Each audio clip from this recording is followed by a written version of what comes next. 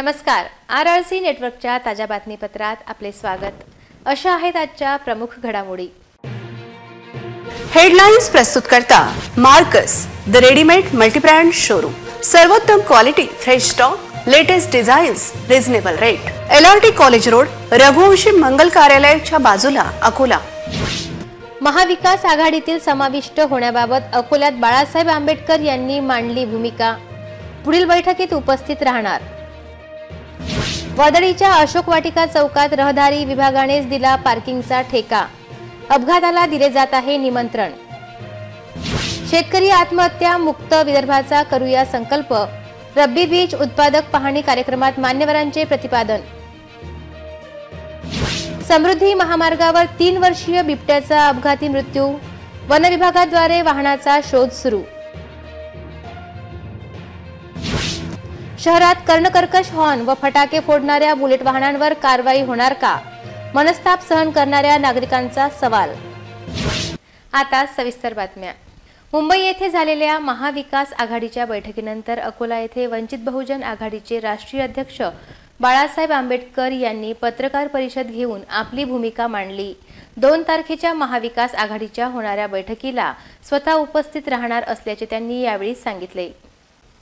OBC आरक्षण, जरांगे पाटील यांचे मराठा आरक्षण आंदोलन आणि दिल्लीतील शेतकऱ्यांचे आंदोलन या संदर्भात महाविकास आघाडीतील सर्व पक्षांनी आपली भूमिका स्पष्ट करावी.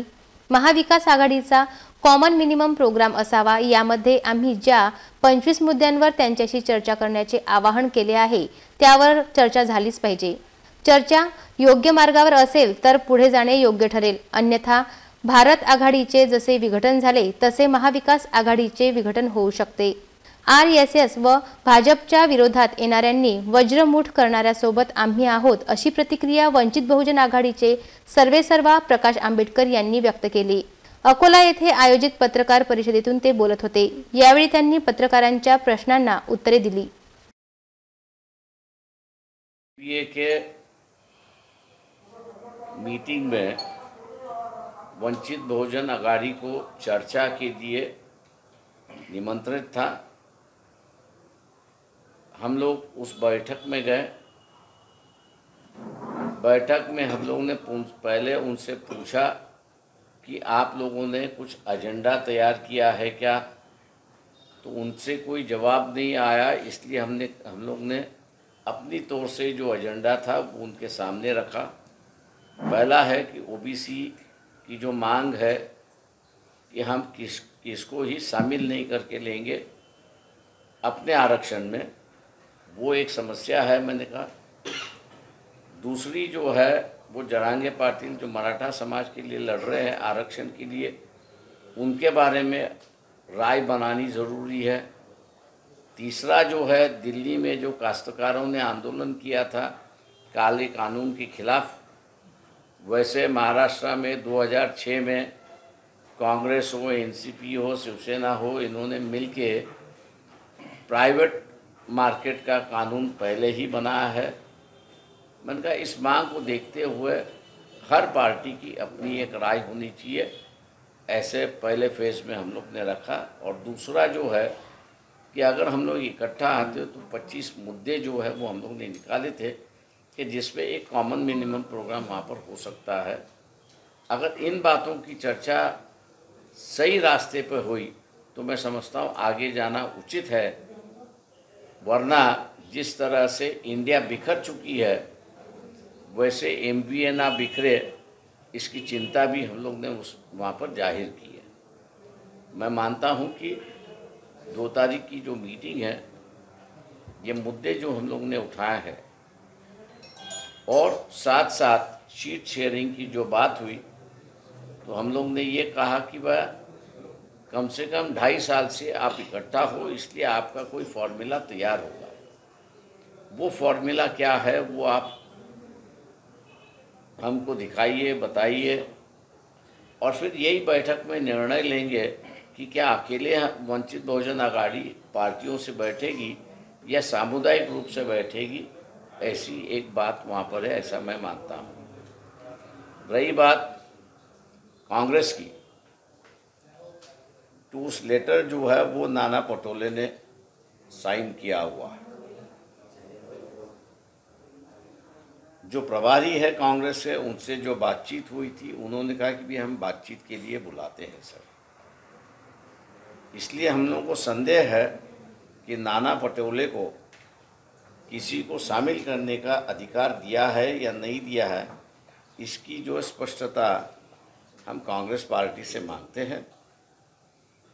नहीं तो नाना पटोले जो है वो एक करना चाहेगा और कांग्रेस जो है वो दूसरा करने चाहेगा, तो इसमें मेरे ख्याल से काफ़ी अंतर और टकराव हो सकता है। इसलिए ये खुलासा जो है वो हम लोग कांग्रेस पार्टी से मांग रहे हैं। महानगरपालिकेद्वारे पार्किंगचा ठेका दिला जातो, परंतु याउलट आता शहर वाहतूक नियंत्रण शाखेने अशोक वाटिका चौकात मालवाहू वाहनांना पार्किंगची जागा दिल्याने चर्चेला उधाण आले असून शहर वाहतूक शाखा पोलीस कर्मचाऱ्यांच्या देखरेखीखाली या ठिकाणी पार्किंग होत असल्याने आश्चर्य व्यक्त होत असून जिल्हा पोलीस अधीक्षकांनी याकडे लक्ष देण्याची मागणी होत आहे। शहरातील अत्यंत वर्दळीच्या मानल्या जाणाऱ्या अशोक वाटिका चौकात मालवाहू वाहनांना शहर वाहतूक नियंत्रण शाखेच्या आशीर्वादाने पार्किंगचा ठेका दिल्याचे चित्र पाहावयास मिळत आहे। तसे पाहता महानगरपालिकाद्वारे शहरातील विविध भागात पार्किंगचा ठेका दिला जातो, परंतु अशोक वाटिका चौकात मात्र यापेक्षा उलट चित्र पाहावयास मिळत आहे। या ठिकाणी दिवसभर पोलीस बूथच्या बाजूला मालवाहू वाहने मोठ्या प्रमाणात उभी असतात। विशेष बाब म्हणजे या चौकात शहर वाहतूक नियंत्रण शाखेचे कर्मचारी तैनात असतात। त्यांच्याच देखरेखीखाली ही पार्किंग केली जात आहे का, असा प्रश्न या निमित्ताने उपस्थित झाला आहे। या मालवाहू वाहनांना कोणाचीही भीती राहिलेली नाही। जर दंडात्मक कारवाई करणारेच मालवाहू वाहनांना संरक्षण देत असतील तर याला काय म्हणावे। अशोक वाटिका चौकात सकाळपासून ते उशिरा रात्रीपर्यंत मोठ्या प्रमाणात वाहनांची वर्दळ असते। भर चौकात एका बाजूला मालवाहू वाहने मोठ्या प्रमाणात उभी राहत असल्यामुळे एखाद्या वेळी दुर्घटना घडली तर याला जबाबदार कोण, असा प्रश्न या निमित्ताने उपस्थित झाला आहे। या मार्गावर जड वाहनांसह मालवाहू वाहनांना प्रवेशबंदी असतानाही अशोक वाटिका चौकात पोलीस बूथच्या बाजूला या मालवाहू वाहनांची पार्किंग होत आहे। अवैधरित्या वाढत चाललेल्या या पार्किंगवर आतापर्यंत कारवाई करून का हटवले जात नाही, असा प्रश्न सर्वसामान्य नागरिकांमधून विचारला जात आहे। मुख्य चौकामध्ये अशा पद्धतीने पार्किंग करणाऱ्यांवर एखादी दुर्घटना घडण्यापूर्वी कारवाई करण्याची अपेक्षा व्यक्त केली जात आहे। मध्यवर्ती प्रात्यक्षिक प्रयोगक्षेत्र वणी रंभापूर येथे अकोला कृषी विद्यापीठाची संशोधनासाठीची सर्वाधिक जमीन उपलब्ध असून खरीप आणि रब्बी पिकांच्या बीज उत्पादनासाठी या प्रयोगक्षेत्रावर भरपूर वाव असल्याचे प्रतिपादन आमदार हरीश पिंपळे यांनी व्यक्त केले। मध्यवर्ती प्रात्यक्षिक प्रयोगक्षेत्र येथे कृषी विद्यापीठ महाबीज तथा कृषी विभागाच्या आयोजित रब्बी बीजोत्पादन व पीक पाहणी कार्यक्रमाच्या प्रसंगी आयोजित बोलत होते। विद्यापीठांतर्गत उपलब्ध जमिनीचा तसेच संसाधनांचा काटेकोरपणे वापर करीत गाव तेथे कृषी विद्यापीठ तंत्रज्ञान व पीक वाणांच्या प्रभावी वापरासाठी कृषी विभागासह इतर सर्व समांतर शासकीय, निमशासकीय, सहकारी, खाजगी सेवाभावी संस्थांचे एकात्मिक प्रयत्नांची भक्कम मोठ बांधत सर्वार्थाने शाश्वत आर्थिक तथा सामाजिकदृष्ट्या समृद्ध ग्राम निर्मिती साधत शेतकरी आत्महत्या मुक्त विदर्भाचा संकल्प कृतीत आणू, असा आत्मविश्वास कार्यक्रमाचे अध्यक्ष तथा डॉक्टर पंजाबराव देशमुख कृषी विद्यापीठाचे कुलगुरू डॉक्टर शरद गडाख यांनी मार्गदर्शनात व्यक्त केला। या कार्यक्रमाला इतर मान्यवरांमध्ये कृषी विद्यापीठ कार्यकारी परिषदेचे सदस्य विठ्ठल सरफ पाटील, महाबीजचे व्यवस्थापकीय संचालक सचिन कलंत्री, जिल्हाधिकारी अजित कुंभार, कृषी सहसंचालक किसन मुळे आदी मान्यवर उपस्थित होते। उपस्थित सर्वच मान्यवरांनी यावेळी मार्गदर्शन केले। रब्बी बीज उत्पादन व पीक पाहणी कार्यक्रमाच्या प्रसंगी 700हूनही अधिक कृषी विद्यापीठ स्तरीय शास्त्रज्ञ, कृषी विज्ञान केंद्राचे प्रमुख, कृषी संशोधन केंद्राचे अधिकारी, विषय तज्ञ, कृषी विभागाचे जिल्हा अधीक्षक, कृषी अधिकारी, तालुका कृषी अधिकारी, मंडळ कृषी अधिकारी, निवडक गावातील बीज उत्पादक शेतकरी उपस्थित होते। अकोला वाशिम मार्गावरील मालेगाव वनपरिक्षेत्र येथील किन्हीराजा राऊंडमधील समृद्धी मार्गावर रस्ता ओलांडताना अज्ञात वाहनांची धडक लागल्याने 3 वर्षीय बिबट्याचा मृत्यू झाल्याची घटना घडली। या घटनेची माहिती मिळताच मालेगाव वनपरिक्षेत्र अधिकाऱ्यांनी घटनास्थळी धाव घेत बिबट्याच्या मृतदेहाचा पंचनामा करीत मृतदेह ताब्यात घेतला। गेल्या काही वर्षांपासून समृद्धी महामार्ग वाहन चालकांसाठी सुरू करण्यात आला आहे। तेव्हापासून या मार्गावर अनेक वाहनांचे अपघात घडत असून अनेक अपघातामध्ये वन्यप्राणी सुद्धा मृत्युमुखी पडत आहेत। मालेगाव वनपरिक्षेत्र अंतर्गत किन्हीराजा जवळून जाणाऱ्या समृद्धी महामार्गावर एका शेड्यूल 1 मध्ये येणाऱ्या बिबट्याचा अपघातात मृत्यू झाल्याची ही घटना प्रथमच घडली आहे।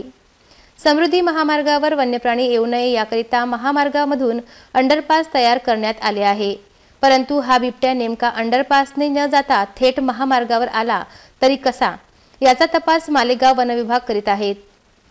बिबट्याच्या मृतदेहाचे शवविच्छेदन वनविभागाने पशुवैद्यकीय डॉक्टरांकडून केला असून बिबट्याला धडक देणाऱ्या वाहनाचा शोध वनविभागाचे पथक करीत आहेत। अकोला शहरात मोठ्या प्रमाणात रस्त्यावर कर्णकर्कश हॉर्न व फटाके फोडणारे बुलेट वाहन धावत असून कर्णकर्कश हॉर्न व शायनिंग मारणाऱ्या बुलेटचे फटाके थांबणार कधी असा प्रश्न उपस्थित झाला असून शहर वाहतूक नियंत्रण शाखा आणि RTI याकडे लक्ष द्यावयास तयार नाही। शहरातील वाहनांचे कर्कश हॉर्न, बुलेटचे फटाके यामुळे डोके दुखणे ही समस्या अनेकांना भेडसावत असून रोज डोके दुखत असेल तर मायग्रेनची शक्यता नाकारता येत नसल्याने डॉक्टरांचा सल्ला घेणे गरजेचे आहे। शहरात दिवसेंदिवस 4 व्हीलर व मोटरसायकल यांची संख्या वाढत असून रस्त्यावरून प्रवास करताना कर्णकर्कश हॉर्नमुळे शहरात प्रवास करणे कठीण झाले आहे। प्रत्येक रस्त्यांवर तसेच बाजारपेठेमध्ये गाड्यांचे मोठे आवाज, बुलेटचे फटाके व अनेक ठिकाणी सुरू असलेल्या कामांमुळे नागरिकांना डोकेदुखीचा त्रास वाढला असून तंत्रज्ञानाच्या युगात मोठ्या आवाजाने नवीन पिढीमध्ये मायग्रेनची शक्यता नाकारता येत नाही। त्यामुळे वेळीच डॉक्टरांचा सल्ला घेणे गरजेचे असल्याचे मत अनेकांनी व्यक्त केले आहे। आपल्या जीवन पद्धती दिवसेंदिवस वाढत असून शहरात प्रवास करत असताना कानामागे येणारे गाड्यांचे मोठमोठाले हॉर्न खूप घातक ठरत असून यामुळे अनेकांना मोठ्या समस्यांना सामोरे जावे लागते। हल्ली अनेक जण रोजच डोके दुखत असल्याची तक्रार करतात। शहरातील प्रमुख मार्गांवर फटाके फोडणारे बुलेट वाहने व कर्णकर्कश आवाज करणारे हॉर्न ऐकावयास मिळतात। अशा वाहनांवर शहर वाहतूक नियंत्रण शाखा व उपप्रादेशिक परिवहन विभागाने कारवाई करणे गरजेचे असताना याकडे मात्र दुर्लक्ष करण्यात येत आहे। नागरिकांसाठी डोकेदुखी ठरणाऱ्या अशा या वाहनांवर दंडात्मक कारवाई करून या वाहनांचे सायलेन्सर व कर्णकर्कश हॉर्न जप्त करण्याची गरज आहे। सध्याच्या युवा पिढीमध्ये असे बदल करून वाहने चालवल्या जात आहे। नियमानुसार वाहतूक नियंत्रण शाखा व उपप्रादेशिक परिवहन विभाग यांनी कारवाई करणे आवश्यक आहे, परंतु त्यांच्याकडून कारवाई होत नसल्यामुळे आश्चर्य व्यक्त होत आहे। अकोला शहरातील जवाहरनगर चौक स्थित राजे संभाजी पार्क येथे श्रीमद भागवत कथेचे आयोजन करण्यात आले असून वेदांताचार्य बालयोगी श्री गोपाल महाराज कारखेडकर यांच्या सुमधुर वाणीतून श्रीमद भागवत कथेचे निरूपण होणार आहे। याचा लाभ घेण्याचे आवाहन आयोजकांच्या वतीने करण्यात आले। गुरुवर्य श्री संत वासुदेव महाराज यांच्या स्मरणार्थ वैकुंठ बाबूरावजी पवित्रकार यांच्या स्मृतिप्रित्यर्थ श्रीमद भागवत सप्ताहाचे आयोजन 1 फेब्रुवारी ते 8 फेब्रुवारी दरम्यान करण्यात येत आहे। शहरातील जवाहरनगर चौक स्थित छत्रपती राजे संभाजी पार्क मध्ये सायंकाळी 7 ते 10 या दरम्यान आयोजित श्रीमद भागवत सप्ताहाचे निरूपण वेदांताचार्य बालयोगी श्री गोपाल महाराज कारखेडकर यांच्या सुमधुर वाणीतून संपन्न होत असून 1 फेब्रुवारी ते 8 फेब्रुवारी दरम्यान होणाऱ्या या श्रीमद भागवत सप्ताहाचा लाभ शहरातील व परिसरातील भाविकांनी घ्यावा असे आवाहन आयोजक भागवत सेवा समिती व आशिष पवित्रकार मित्रमंडळाच्या वतीने करण्यात आले आहे। काल्याचे कीर्तन व महाप्रसाद 8 फेब्रुवारी सायंकाळी 5:30 वाजता भागवताचार्य हबप ज्ञानेश्वर महाराज वाघ श्री ज्ञानेश आश्रमवारी भैरवगड यांच्या प्रमुख उपस्थितीत संपन्न होणार आहे। तसेच या श्रीमद भागवत सप्ताहाचे थेट प्रक्षेपण पश्चिम विदर्भातील अग्रगण्य असलेल्या RRC नेटवर्कच्या लाईव्ह 192 क्रमांकाच्या चॅनलवरून करण्यात येणार आहे। वेदांताचार्य बालयोगी श्री गोपाल महाराज कारखेडकर यांच्या वाणीतून श्रीमद भागवत कथेचा आनंद घेण्याचे आवाहन भागवत सेवा समिती व आशिष पवित्रकार मित्रपरिवार माजी नगरसेवक आशिष पवित्रकार डॉक्टर कल्याणी पवित्रकार यांनी केले आहे। नमस्कार। दरवर्षीप्रमाणे यावर्षीही आपण उद्यापासून 1 फेब्रुवारी ते 8 फेब्रुवारीपर्यंत भागवत सप्ताहाचे आयोजन केले आहे। भागवत सेवा समिती तसेच आशिष पवित्र मित्रपरिवारातर्फे आपण दरवर्षी हे आयोजन करत असतो आणि यावर्षी पण आणखीन वेगळ्या प्रकारचे डेकोरेशन त्यानंतर वेगळ्या प्रकारचे झाकी वगैरे आम्ही बोलवलेली आहे आणि त्या संध्याकाळी 7 वाजता आपलं भागवत शास्त्र सुरू होतो तसेच काल्याचे कीर्तन जे आहे ते आम्ही 8 तारखेला ठेवले आहे आणि त्यानंतर महाप्रसादाचा लाभ घ्यावा सर्वांनी. तर असे आयोजन आम्ही केलेले आहे. तरी सर्व भाविक भक्तांनी या कार्यक्रमाला उत्कृष्ट प्रतिसाद द्यावा, त्याबद्दल आपले धन्यवाद. आणि आमचे जे मार्गदर्शक आहेत जीवनरावजी देशमुख हे आपल्याला सविस्तर माहिती याबद्दल सांगतात. ज्ञानांजनक शलाकया चक्षुर्मिते येनम तस्मै श्री गुरुवे नमः. मानसिक आणि शारीरिक शांती माणसाला मिळावी या धगधगच्या जीवनात काहीतरी मनाला शांती मिळावी या निमित्तानं हा भागवत कथेचा कार्यक्रम आयोजित दरवर्षी आम्ही करतो इथं. त्यामुळे सगळ्या भावी भक्तांना तर त्याचा लाभ होतेच होते, पण त्यांच्या परिवाराला होते, मुलांना होते, बाळांना होते, सगळ्यांना होते. विद्यार्थ्यांना जास्त होते, कारण मधात त्या विद्यार्थ्यांना सुद्धा आम्ही मार्गदर्शन करत असतो. अन्नाचा दुष्काळ पडते तेव्हा माणसं मरतात आणि संस्काराचा दुष्काळ पडते तेव्हा माणुसकीच मरतात. योगी गोपाल महाराज कारखेडकर यांच्या भागवताचा कार्यक्रम हा आयोजित करण्यात आला. 1 ते 7 पर्यंत 8 तारखेला काल्याचं कीर्तन होते. भाविक भक्तांना नम्र विनंती आहे की सहपरिवार या संध्याकाळचा कार्यक्रम त्यासाठी ठरवलेला आलेख आहे. दिवसभर कोणाला टाईम मिळत नाही आहे, त्याकरता संध्याकाळचाच टाईम आम्ही ठरवला. पुन्हा हात जोडून नम्र विनंती आहे सर्व भाविक भक्तांना की कृपा करून तुम्ही या भागवताचा लाभ घ्यावा अशी नम्र विनंती भागवत सेवा कमिटी करून करतो. महाराष्ट्राचे आराध्य दैवत छत्रपती शिवाजी महाराजांच्या जीवनावर आधारित पोवाड्यांचे गायन करणाऱ्या विद्यार्थ्यांना त्याच महाविद्यालयातील काही उपद्रवखोर विद्यार्थ्यांनी पोवाडा गायनाने भावना दुखावल्याचे म्हणत माफी मागायला लावली होती. यावर विहिप बजरंग दलातील कार्यकर्त्यांनी तीव्र आक्षेप नोंदविला. शहरातील अकोट रोडवरील होमिओपॅथिक मेडिकल कॉलेजमध्ये सांस्कृतिक कार्यक्रमादरम्यान महाराष्ट्राचे आराध्य दैवत छत्रपती शिवाजी महाराजांच्या जीवनावर आधारित पोवाडा याचे गायन केल्यानंतर अफजल खानाच्या वधाचे दृश्य साकारताना काहींनी उपद्रव घातला. या संदर्भात माहिती मिळाल्यानंतर जिल्हा पोलीस अधीक्षक बच्चन सिंह यांना निवेदन देताना विश्व हिंदू परिषद व बजरंग दलाचे पदाधिकारी सोबत आमदार वसंत खंडेलवाल उपस्थित होते.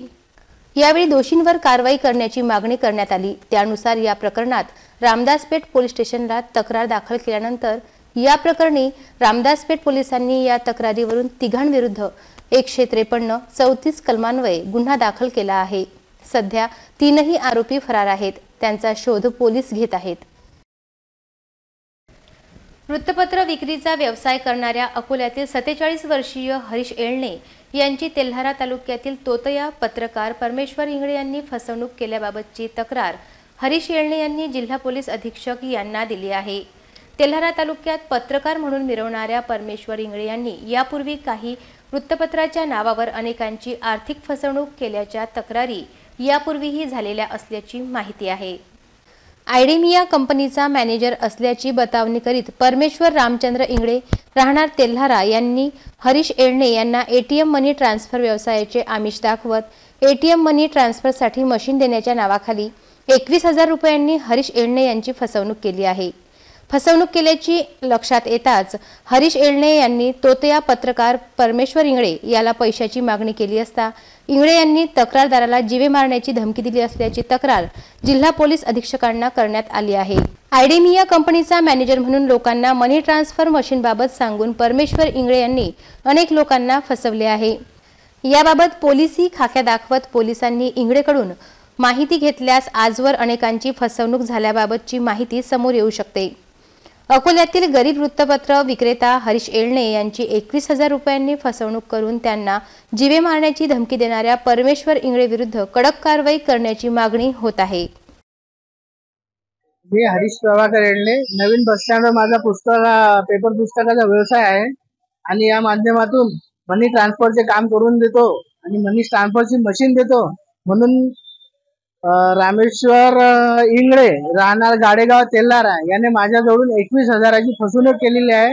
मी खूप गरीब आहे आणि मी यांना वारंवार फोन केल्यानंतर याने मला जीवे मारायची धमकी दिली आणि शिवीगाळ केली. तेव्हा माझी एवढीच विनंती आहे पोलीस प्रशासनाला, मी आज सिव्हिल लाईनला पण कंप्लेंट दिलेली आहे त्याची आणि सायबरला पण कंप्लेंट दिलेली आहे की माझे पैसे काढून देण्यात यावे. परंतु माझे पैसे केव्हा येतील हे प्रशासनावर डिपेंड आहे. त्यांनी मला पूर्ण मदत करावी आणि माझे पैसे काढून द्यावे. आणि या परमेश्वर इंगळेने असे बऱ्याच प्रकारचे फसवणूक केलेली आहे. शेगाव आणि गांधीग्राम असे 2-3 लोक माझ्या संपर्कात आलेले आहेत ज्यांची याने फसवणूक केलेली आहे. आणि असा हा मोठा फसवणूक रॅकेट करणारा मनुष्य याला लवकरात लवकर जर अटक नाही झाली तर हा आणखी बऱ्याच लोकांना फसवू शकते. आणि चांगलं गोड बोलून हा लोकांचे पैसे काढू शकते. त्या प्रशासनाने वेळीच याच्यावर कारवाई करावी ही माझी नम्र विनंती. आणि माझे पैसे सुखरूप काढून द्या. माझे 21,000 रुपये आहे ते माझे काढून देण्यात यावे. राज्यातील आशा व गटप्रवर्तक यांच्या आंदोलनानंतर मुख्यमंत्री व आरोग्यमंत्री यांनी आश्वासन दिल्यानंतर विविध मागण्या करत केलेले आंदोलन स्थगित करण्यात आले होते. परंतु लेखी आश्वासन दिले नसल्याने पुन्हा एकदा आशा गटप्रवर्तक यांनी जिल्हाधिकारी कार्यालयासमोर ठिय्या आंदोलन सुरू केले आहे. आशा व गटप्रवर्तक यांना दिवाळी बोनस 2,000 रुपये, गटप्रवर्तक यांना 10,000 रुपये तसेच आशांना 7,000 रुपये मानधन वाढ देण्याचे आरोग्यमंत्री व मुख्यमंत्री यांनी मान्य केले होते. तसा प्रस्ताव सुद्धा केला, परंतु सदर आश्वासन पूर्ण करून लिखित शासन निर्णय न काढल्यामुळे अकोला जिल्ह्यातील आशा व गटप्रवर्तक यांनी 12 जानेवारीपासून पुन्हा संप पुकारला. जोपर्यंत शासन निर्णय मिळणार नाही तोपर्यंत कामगार संप मागे घेणार नाही असा निर्णय घेण्यात आला.